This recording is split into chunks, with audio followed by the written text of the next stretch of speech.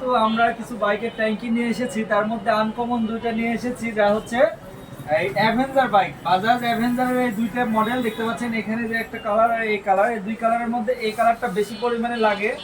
আর অ্যাভেঞ্জারের ট্যাঙ্কি কিন্তু মার্কেটে অনেক বেশি দাম, আর এগুলো 100% কিন্তু অরিজিনাল হবে। এগুলো এটা কিন্তু 100% ইন্ডিয়ান কালার হবে। পার্ট নাম্বার থাকবে পাশাপাশি, দেখেন পার্ট নাম্বারটা দেখাই, 52PD0834।